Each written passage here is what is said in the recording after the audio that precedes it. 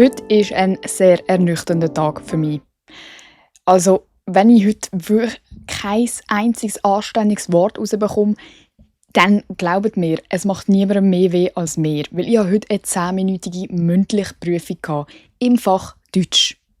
Man sollte meinen, wow, die Wemse, oder? Die hat tolle Sprachkenntnisse, die hat das im Griff. Nein, hat sie nicht. Ich hasse mündliche Prüfungen und ich habe mich so blamiert heute. Also ich glaube, ich habe schon bestanden. Ich bin so eine von denen, die so reklamiert, aber eigentlich läuft es gut. Aber halt, the girl has high Ansprüche. Sorry, God forbid a girl will eine gute Note, wenn sie schon an der blöden PH ist. No offense an die PH, aber wir wissen alle, das PH-Studium ist wirklich nicht so schwierig wie ein allgemeingültiges, normales Studium. Darum will ich wenigstens das gut machen, aber ich habe mich wirklich des Todes blamiert. Es war so peinlich. Ich weiß nicht, aber ich erzähle euch später davon. Ich habe einfach das Gefühl, ich kann heute nicht gut reden. Aber ich muss jetzt so eine Podcast-Folge aufnehmen. Hey, yay, me! Wie geht's euch so? Was läuft bei euch? Mir geht's super gut. Das habe ich mir gerade schon am Anfang verschluckt. Das ist mir auch in der Prüfung passiert, mega peinlich. Und ich habe so, oh, Entschuldigung, jetzt habe ich mich verschluckt. Oh mein Gott. Ich darf nicht daran denken, ich sterbe. Ich fange jetzt einfach mal an. WWET. Was würde Emma tun? Die Emma hat ganz, ganz viele Situationen von euch bekommen und ich freue mich wirklich sehr.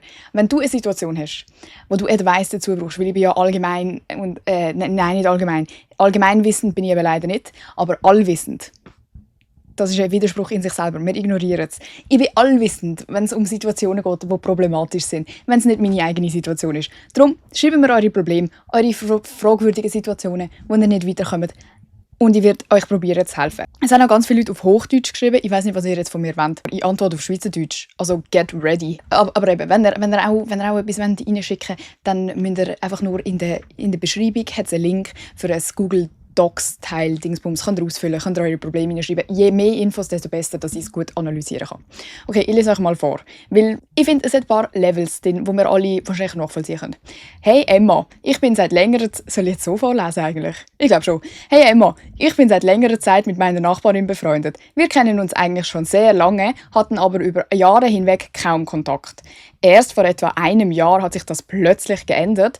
Wie, ist meine Frage. Könntest du auch mal die Informationen mitbringen, bitte? Haben wir keine Informationen dazu. Und seitdem ist der Kontakt deutlich intensiver geworden. Wir gehen regelmäßig zusammen joggen, waren bereits wandern, und führen immer wieder sehr persönliche und tiefgehende Gespräche. Also eigentlich sind wir zusammen. Es gibt Phasen, in denen wir fast jeden Abend bis spät in die Nacht schreiben und uns austauschen. Oh mein Gott. In diesen Momenten öffnet sie sich mir stark, teilt sehr private Gedanken und wirkt mir gegenüber sehr vertraut. Ich habe in dieser Zeit Gefühle für sie entwickelt. Ja, obviously. Logisch. Y'all are married. Gleichzeitig bin ich unsicher, wie ich ihr Verhalten einordnen soll. Nochmal, y'all are married. Einerseits sucht sie aktiv meine Nähe, schlägt gemeinsame Aktivitäten vor und investiert viel Zeit in den Kontakt. Andererseits habe ich nicht den Eindruck, dass sie klar romantische Signale sendet oder bewusst einen nächsten Schritt in diese Richtung macht.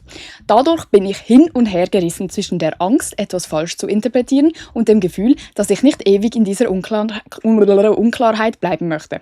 Zusätzlich frage ich mich, ob der Altersunterschied, sie ist 19, ich 24, für sie oder die Situation eine Rolle spielen könnte. Schön, hast du mir wenigstens diese Information geliefert.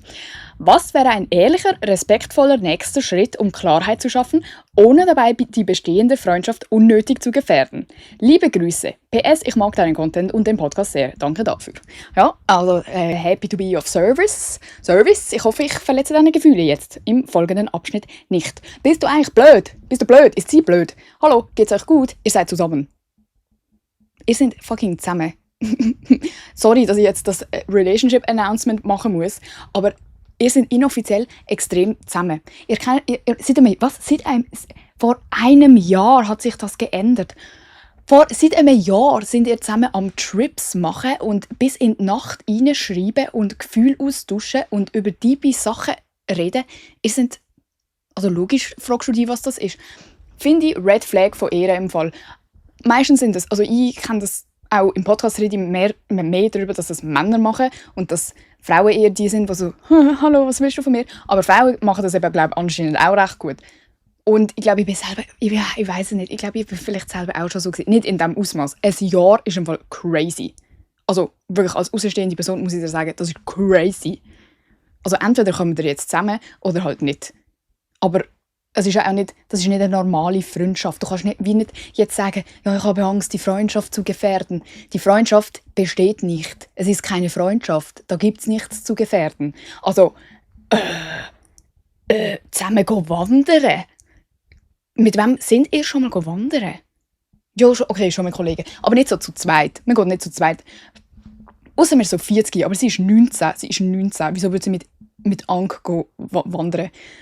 Du bist 24, sie ist 19. Ich finde, das ist kein problematischer Altersunterschied. Also es kommt halt mega auf sie drauf an, wie sie so ist und was sie so erlebt hat in ihrem Leben. Oder ob du und sie vielleicht gerade irgendwie aus einer Beziehung rausgekommen sind und man sich wegen dem denkt, so, hey, es ist zu schnell, aber ein Jahr miteinander chillen. Eben, du hast mir zu wenig Informationen gegeben über sie und über dich. Vielleicht bist du auch einfach für sie nicht attraktiv. Sorry. Darum sage ich jetzt aus meiner Perspektive, wenn ich mit jemandem länger so auf die freundschaftliche Schiene gefahren bin, wo ich vielleicht schon gemerkt habe, okay, der Typ findet wahrscheinlich, es ist mehr, aber für mich ist es gar nicht mehr, dann ist es oft auch so aus dem gewesen, so, dass es ist eigentlich eine tolle Freundschaft und das siehst du ja auch. Und als Frau ist es oftmals so, jetzt habe ich mal einen Kollegen, wo ich alles erzählen kann und alles machen kann und es schießt mich dann mega an, wenn dann mehr aus dem wird. Weil es ist immer so, also es ist mega schwierig, eine Freundschaft mit einem Mann zu haben, wo der Mann nachher sich nicht verliebt in die. Oder umgekehrt, Frauen können, also es ist für Frauen ja auch schwierig, mit einem Mann befreundet zu sein, glaube ich. Aber die Situation kenne ich einfach nicht so gut, darum rede ich von meiner Situation. Und dann ist es halt so, ich glaube, einfach, wenn man nicht einen Freund hat, wenn man dann einen Kollegen hat, also übrigens Kollege ist auf Schweizerdeutsch ein Freund, also ein freundschaftlicher Freund. Wir haben diese coole Unterscheidung, dass es einfacher ist. Freund ist und Kollege ist Brofist. Also es ist irgendwie einfacher, wenn du einfach einen Kollegen hast, mit dem du all die Sachen machen kannst, dass du wie gar keinen, blöd gesagt, Freund hast und wie die Freiheit hast, zum behaupten, ich habe gar keinen Freund. Ich kann machen, was ich will im Leben, ich bin nicht gebunden, ich habe kein Commitment, aber ich habe alle Benefits von einer Beziehung, außer ich glaube, ihr habt jetzt halt nicht so körperliche Sachen, hoffe ich, weil dann wirklich wäre es crazy, dass du überhaupt noch hinterfragst, was es ist. Ich finde es auch crazy, dass es seit einem Jahr, wenn ihr so close miteinander sind, noch nicht überhaupt zu so einem Annäherungsversuch gekommen ist. Also anscheinend hast ja du noch nie probiert, irgendwie sie so zum Beispiel zu küssen oder so. Und sie auch nicht. Das ist auch ein bisschen, kann man interpretieren, als dass sie wirklich keinen Bock auf das hätte. Aber ich finde, auch wenn, also ausser sie ist wirklich sozial inkompetent, dann merkt man das als Person, wenn jemand so langsam Gefühle entwickelt. Und es ist ja auch ein Zeichen, dass du so viel in die Situation schon reingesteckt hast und investierst immer und ihr zuhörst, wenn sie von ihren Gefühlen erzählt und keine Ahnung was, das ist ja nicht normal oder selbstverständlich in jeder Freundschaft. Also für sie sollte klar sein, dass du dir mega viel Mühe gibst und jeder, der nicht blind ist, merkt das, wenn ein Mann Interesse an einem hat auf diese Art. Das heisst, wenn sie nichts dazu sagt, dann ist es oftmals so, dass sie halt einfach das ignoriert und nichts dazu sagen will, weil sie zufrieden ist, so wie es ist. Aber du willst ja wissen, wie du das, was hast du gesagt? Was wäre ein ehrlicher, respektvoller nächster Schritt, um Klarheit zu schaffen? Ehrlich ist das Stichwort. Du musst einfach ehrlich sein und sagen, hey, das, was du und ich haben, löst in mir mega viele Fragen aus und ich weiss nicht genau, wo wir stehen, weil es ist mega toll mit dir und ich finde es auch mega cool, wie wir es miteinander haben, aber für mich ist das nicht das Ausmaß an Energie, die man in eine normale Freundschaft reinsteckt. Also für mich ist es jetzt vielleicht mehr so etwas, das in eine andere Richtung geht. Wie siehst du das? Ich würde nicht zu fest so, wow, deine Liebe gestehen und so, hey, blablabla, weil ich bekomme so das Gefühl, dass sie jemand ist, wo das vielleicht eher weniger will. Also weißt du, so, welche Frau würde nicht einfach sofort mit so Anspielungen machen und mit ihr zusammenkommen, wenn ihr sie so toll miteinander habt. So vielleicht hat sie irgendwelche Commitment-Issues. Man weiß es nicht. Aber wenn sie eher, also sowieso jemand ist, der das nicht so gut kann oder vielleicht auch nicht gerne über das redet oder so, dann kannst du ja mal so langsam so, hey, oder du machst das so spielerisch und machst wirklich mal so ein paar Anspielungen, so ein bisschen so halt in diesem Vibe. Ich gebe dir jetzt kein Beispiel, weil das ist fucking unangenehm. Aber so, wenn es halt mal so passt, so hi, dann kommst du vielleicht mal so ein bisschen näher oder sagst mal so etwas, hey, du siehst mega gut aus oder so etwas. Ich weiss es auch nicht. Ich kann das auch nicht. Und dann schaust du halt, wie sie reagiert. Wenn sie dann gerade so, ja, bester Kollege, dann weisst du, oh, Friendzone.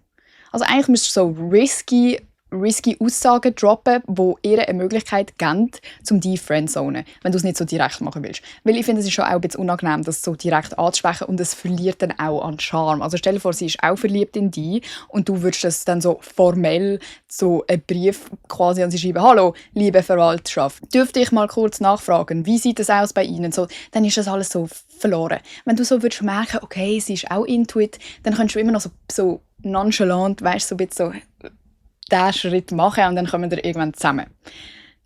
Ich weiß nicht, ob das gute Advice ist. Aber einfach so grundlegend über deine Situation finde ich, das ist keine Freundschaft. Und es ist auch unfair von ihr, dass, wenn sie merkt, was ich dir zu 90% garantieren kann, dass sie ganz genau weiss, dass du auf sie stehst.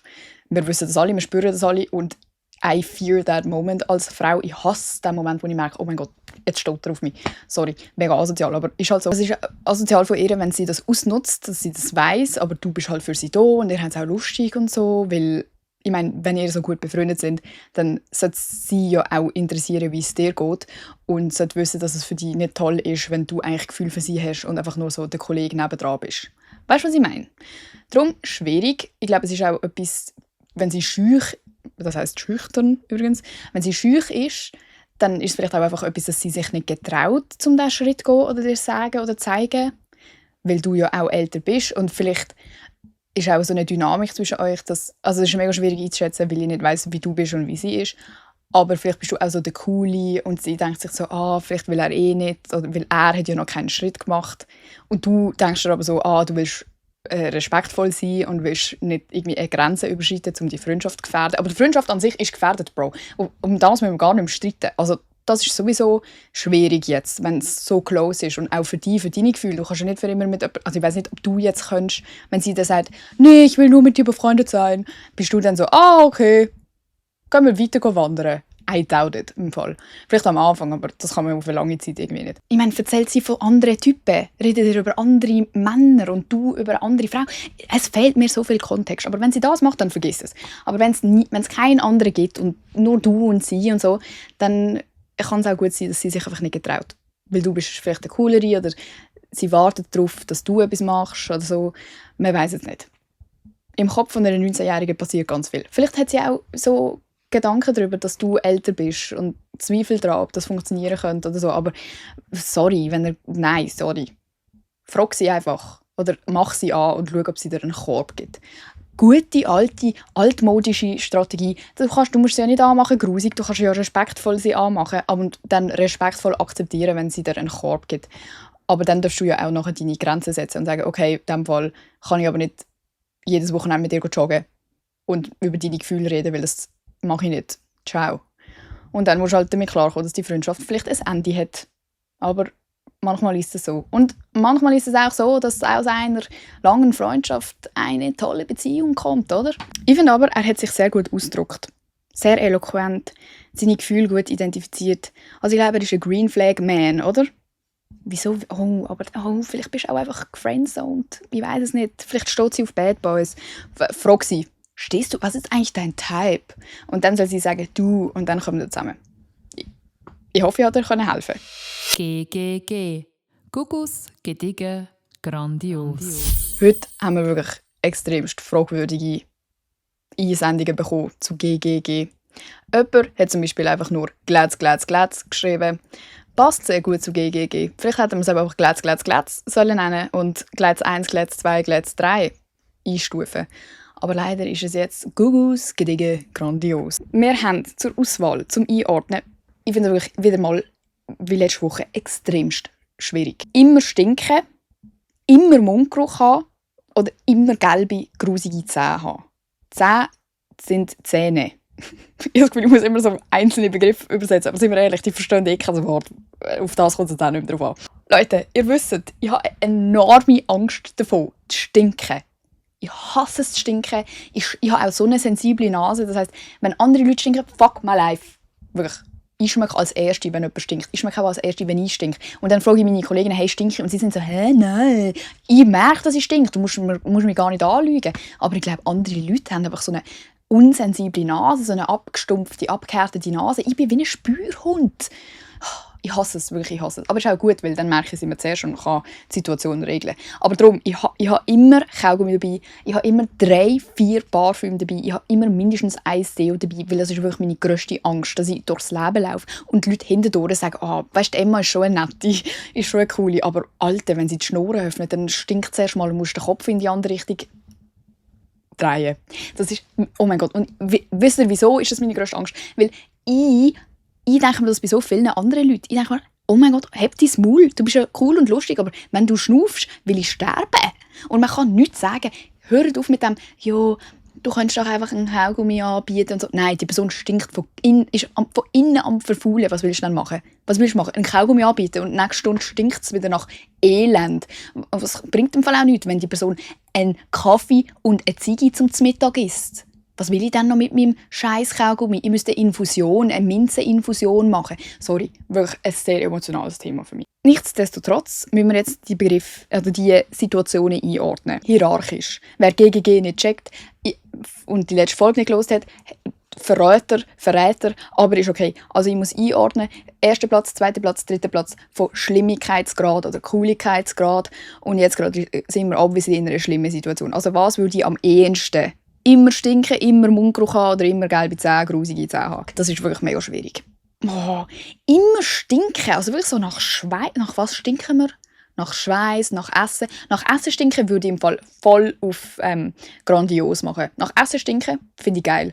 Ich check auch nicht so die racist-Aussagen, so, wo Leute tätigen und sie sind, Leute von der und dieser Kultur stinken immer nach so Gewürzen oder so. Bin ich so, ja, und es ist fein. I wish mein Haus würde nach dem feinen Essen schmecken. Mein scheiß Haus schmeckt jeden Tag nach Spaghetti und Pesto. Aus der Dose, aus der Flasche, aus dem Glas. Darum, das würde ich voll mitmachen. Dann würde ich flexen damit. Weil so, ja, es schmeckt nach Zwiebeln. Schmeckt dran. Du kriegst halt nichts Feines zu essen daheim. Aber so stinken nach Schweiß oder nach so vergammelt. Ich habe jemanden in meinem Leben, der nach vergammelt schmeckt. Und das ist wirklich mein Untergang. Unglaublicher Untergang. Weil eben, man kann nichts sagen. Man ist dem einfach ausgesetzt. Ich finde, das ist low-key Körperverletzung. Sollte als Körperverletzung zählen. Weil ich muss dann den ganzen Tag neben dir sitzen und mein Maul heben darüber, wie schlimm die Situation ist und muss mich so benehmen, als wäre nichts, weil es sonst gemein von mir wäre. Haben Sie schon mal, oh mein Gott, bitte schreiben mir, haben Sie schon mal jemandem gesagt, dass die Person stinkt? Und wie haben Sie das gemacht? Und wie ist die Situation ausgegangen? Hat es etwas gebracht? Weil ich habe auch schon von Leuten gehört, die es jemandem gesagt haben und die Person hat dann gar nichts daran geändert. Und dann ist es wie mega schlimm, weil du hast dich getraut, jemandem das zu sagen und die Person stinkt nachher einfach weiter. Wow. Okay, immer nach Schweiß stinken. Mundgeruch, denken wir halt einfach so, ja, ist halt nicht mein Problem. Ist wirklich eures Problem da draussen. Weil selber merkt man nie, wenn man Mundgeruch hat. Doch am Morgen und so merkst du es ja schon. Aber so durch den Tag, wenn du so 2 Stunden nicht geredet hast und keinen Schluck getrunken hast und nichts gegessen hast, interessiert mich eigentlich wenig. Das ist für euch alle einfach blöd. Vielleicht mache ich oder immer grusige... Nein, grusige Zähne kann ich nicht machen. Für das habe ich nicht 3 Jahre scheiß Zahnspange in meinem Maul gehabt. Nein, immer gelbe Zähne kommt auf gediegen. So, du kannst es halt bleachen. Darf ich es nicht bleachen? Darf ich nichts machen? Muss ich einfach mit... Ja, oder? Oder darf ich... Ich könnte es ja auch bleachen. Oder so... Was würde ich dann machen? So, ich würde so Invisalign rein tun, so eine Schiene. Dann würde ich einfach lispeln, aber dafür hat es so eine weisse Schiene drüber. Ich weiß es nicht. Aber immer stinken, vor allem wenn es Schweiß ist, Leute, das kommt auf Gugus. Das ist Gugus. Das war Gugus und Gugus gewesen. Gugus für immer. Stinken, cancel stinken. Ich finde, Leute, die stinken, haben nicht verdient.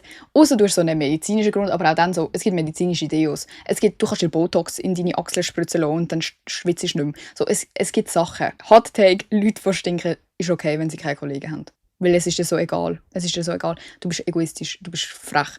Okay, und in dem Fall immer Mundgeruch auf grandios. Ja, friss ich einen Kaugummi, dann schmeckst du es nur noch so halb. Stinken ist halt auch so das Problem. Wenn du einmal stinkst, dann kannst du es nicht übertönen mit Deo und Parfüm und so, das macht es nur noch schlimmer. Jedes Mal bis jetzt, als ich es so probiert habe, weil ich unterwegs war. Übrigens, ich stinke nicht mega oft, aber amigs stinke ich halt, okay? ihr stinkt auch alle, ihr schmeckt es nur nicht, weil ihr nicht so eine gute Nase habt wie ich. Wenn ich dann so mit Deo drüber komme und so, dann macht es einfach meinen Tag noch schlimmer, weil dann schmecke ich die ganze Tasse so sehr intensiv. Es ist set. Gugus, immer stinken. Gediegen, immer gelbe Zähne. Und grandios, immer Mundgeruch. Tja, dann habe ich halt Mundgeruch. Wow, die Emma, die stinkt so aus der Schnur. Gut, dann redet halt nicht mehr. Es würde mir eigentlich auch wirklich voll passen, wenn niemand mehr davon reden würde. TMI. Too much I. Okay, wir kommen zu meinem intimen Moment von der Woche, wo ich einfach mal teilhabe an meinem inneren Geschehen in meinem Kopf. Also eben die scheiß mündliche Prüfung im Fall. Es war so peinlich gewesen.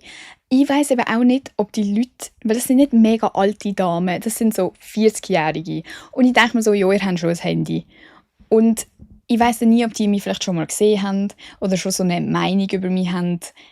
Und vor allem, weil ich komme immer auch so goofy in so Prüfungsräume rein. Ich bin nicht nonchalant, ich bin nicht unauffällig und komme rein und mache so «Hallo», sondern ich bin so «Oh, grüezi!» Wirklich schlimm. Und ich kann es nicht kontrollieren. Das ist mein Coping-Mechanismus, zum goofy sein. Und dann mache ich immer noch so extra Witzli, weil ich hoffe, es ist nicht mal vielleicht auch ein bisschen für mich. Ich habe das Gefühl, es macht mich auch weniger unruhig, wenn die Leute so über mich lachen oder so. Es ist einfach «I love it». Siehe meine Karriere. Also weißt, es ist wirklich «I love it». Aber wenn dann die Leute nicht mitmachen und mich nicht supporten in meinen Witz, sondern einfach so Pokerface machen, dann gehe ich wirklich crash out und dann werde ich so nervös. Weil dann denke ich mir wirklich, oh mein Gott, du hasst mich, du hast nicht gelacht ab meinem Witz. Alter, Leute mir jetzt über, könnt ihr aufhören? Wieso wollen immer... Leute haben mich nicht gern, aber immer wenn ich Podcast aufnehme, haben sie mich plötzlich gern. Also bin ich dort reingekommen und habe so, aus den kleinsten Sachen kann ich so einen awkward Spruch machen. Ich habe so einen Rucksack und eine Jacke dabei gehabt. Und anstatt dass ich es einfach anstelle, dann bin ich so, darf ich das hier machen oder ist das schon besetzt? Wirklich so Boomer-Scheiß. Und sie sagen dann halt, ja, so erwartet, sie sagen so, ja, sicher, machen sie es an, wo sie wollen. Sie sagen beide, es sind 2 Frauen-Dinge, beide, Und zum Glück ist die Scheißprüfung wirklich nur 10 Minuten gegangen. Aber die 10 Minuten haben sich angefühlt wie 2 Stunden. Und ich meine, man sollte ja meinen, das finde ich auch so peinlich, an der Vorstellung daran, dass sie vielleicht könnten wissen, was meine Berufung ist, was mein Beruf ist, was ich für mein Geld mache. Weil ich mir denke, die denken sich, die schnurrt den ganzen Tag in irgendein Mikrofon oder irgendeine Kamera oder so. Und jetzt kann sie nicht mal 10 Minuten hier sitzen und einfach normal reden. Es ist mir so peinlich. Und vielleicht kennen sie mich auch gar nicht, aber vor mir selber schäme ich mich dann, weil ich mir denke, du bist so eine Verräterin, du bist so eine Joke, Alter. Du kannst nicht mal mit diesen 2 Frauen da über etwas reden, wo du clearly kannst. Also das Thema, es ist nicht, dass ich es nicht gecheckt habe. Ich habe alles können.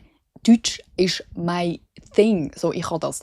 Und ich habe auch gelernt. Und so, aber es ist mir so peinlich gewesen. Es ist mir so unangenehm gewesen. Und ich habe mich so blamiert. Ich habe so wirr durcheinander geredet, wirklich, als wäre ich auf Drogen oder so.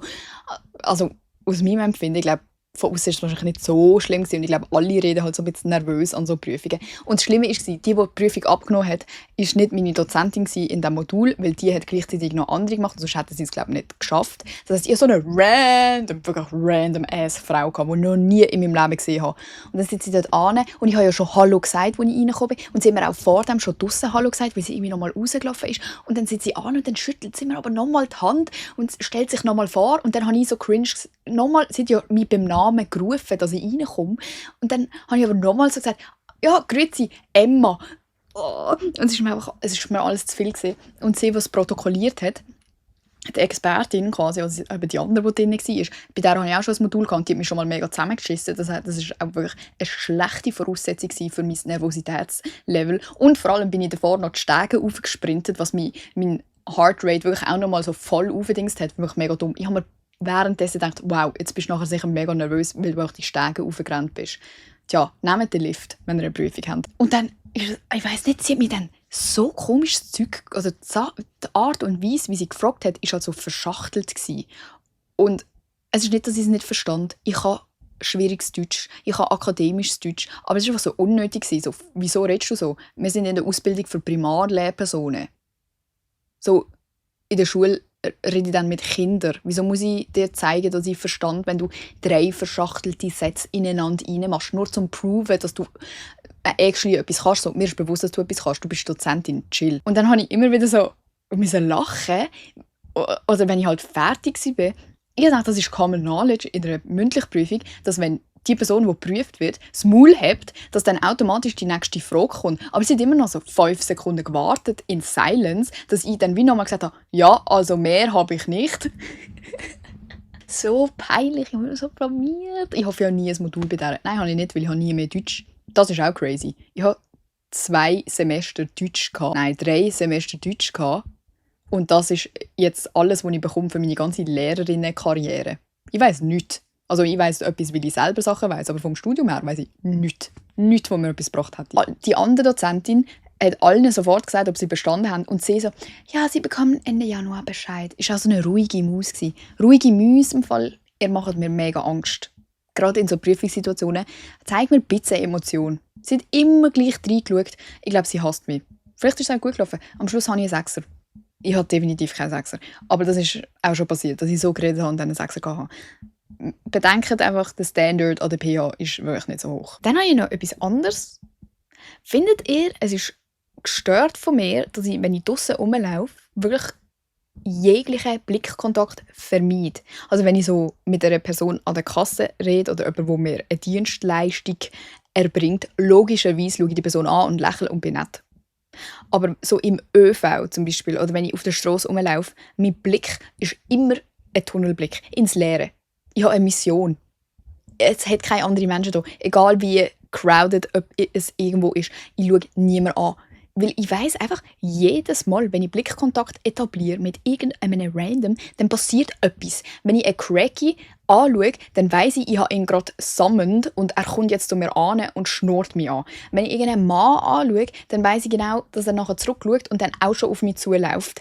Weil die Leute haben halt bei mir, muss man ja sagen, in der kleinen Schweiz, haben sie halt immer eine Ausrede, wieso sie zu mir kommen, um halt zu fragen, geil, du bist die. Und dann fangen sie ein Gespräch mit mir an und dann komme ich nicht mehr weg. Und dann ist es wirklich extremst unangenehm, weil, glaubt mir, ich mache nicht Videos im Internet, um nachher den ganzen Tag mit fremden Leuten zu reden. Das ist nicht mein Punkt. Ich erzähle euch einfach die Sachen, die ich zu erzählen habe. Aber wenn dann jedes Mal 30-jährige Männchen zu mir anhocken und die ganze Zugfahrt mit mir schnurren, einfach nur will, dann ist das nervig. Darum ist es crazy von mir, dass ich keinen Blickkontakt mache. Oder macht ihr das auch?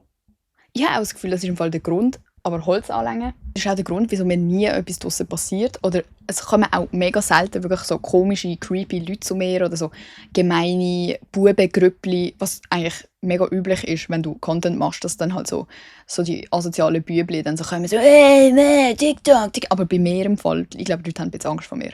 Ich schaue auch wirklich gemein draussen.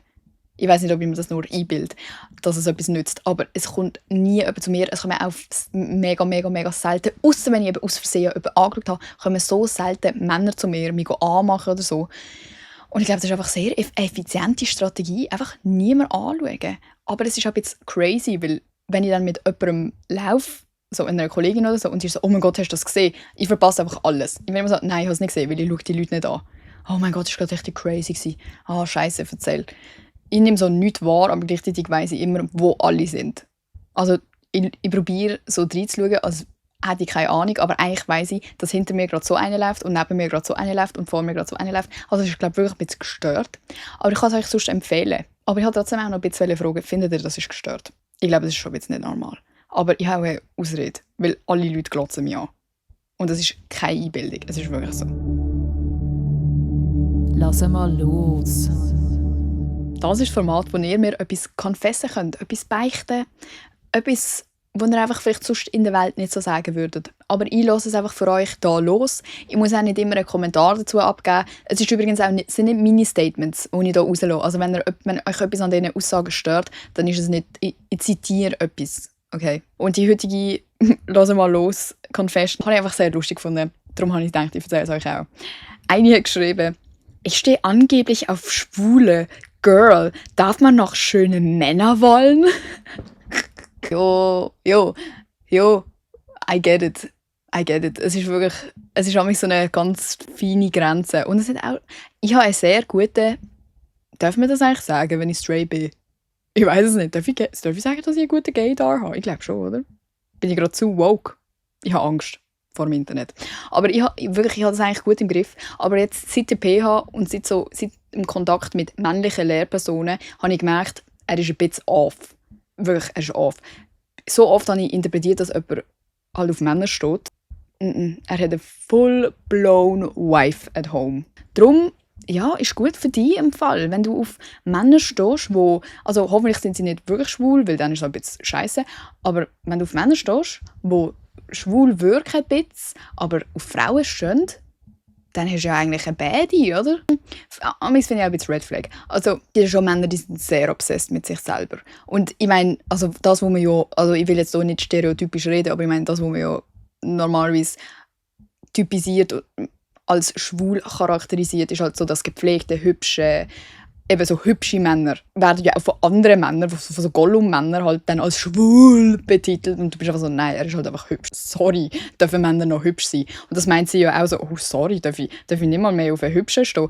Aber amigs geht es einfach zu weit. Jetzt einfach allgemein bei jedem Menschen. Es geht amigs zu weit, wenn du zu fest darauf schaust, wie du aussiehst, dass du so und so schmeckst und kein Hörli darf verdingst werden, dann ist Red Flag und dann besser stehst du nicht auf diese Art von Männern, wo wirklich so Macho-Männer, it gets to a point. Aber ich verstand die. Green Flag, wenn jemand so viel Personality hat und so lustig ist, dass man so sagt, oh mein Gott, meinst du nicht, er steht auf Männer? Weil, sind wir ehrlich, Männer, die auf Männer stehen, sind halt einfach extrem lustig und extrem charismatisch. Ja, ich habe es einfach lustig gefunden. Aber ja, bei euch im Leben geht es momentan viel um Liebe. Es war, glaube ich, auch wieder Break-up-Season gewesen. Und jetzt ist wieder so Kennenlern-Season. Also erzählt mir euren Gossip, wenn ihr etwas habt. Ich hoffe, ihr euch unterhalten könnt.